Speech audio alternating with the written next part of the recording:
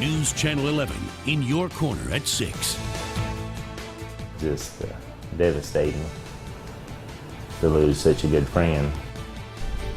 The search continues for the suspect who shot and killed an East Tennessee truck driver fixing his 18-wheeler hundreds of miles from home.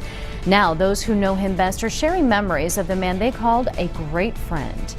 Good evening, I'm Sarah Diamond. Josh Smith has the night off. Police in Baton Rouge, Louisiana said 49-year-old Keith Odom was shot and robbed Tuesday morning as he was fixing his 18-wheeler in a parking lot.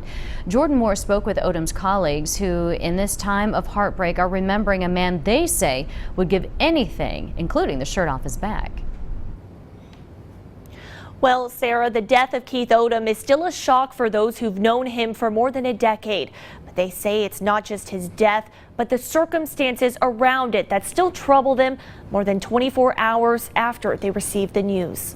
I mean, it just hit us like a ton of bricks. I mean, we've never had anything like that happen before. David Brown said Tuesday took a turn for the worse when they received a phone call none of his employees could believe. They were kind of calling and saying, you know, we have a truck trailer 17 and a truck 1 and the address where he was.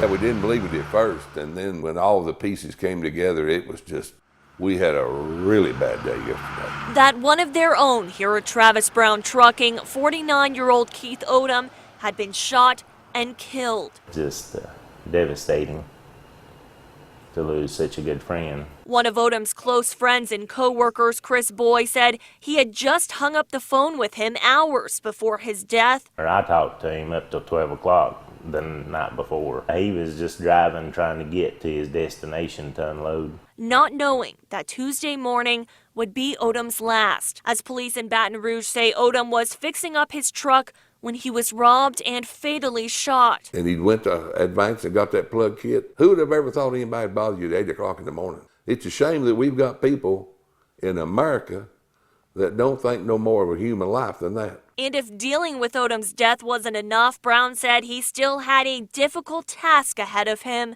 as he was preparing to head to Baton Rouge in order to get Odom's truck back to the Tri-Cities. It'd be awful knowing that you're driving a super good friend's truck that's deceased. You know, it's just going to be awful. But said it would all be worth it in order to bring a piece of Odom back home to his family. Jordan Moore, News Channel 11 in your corner.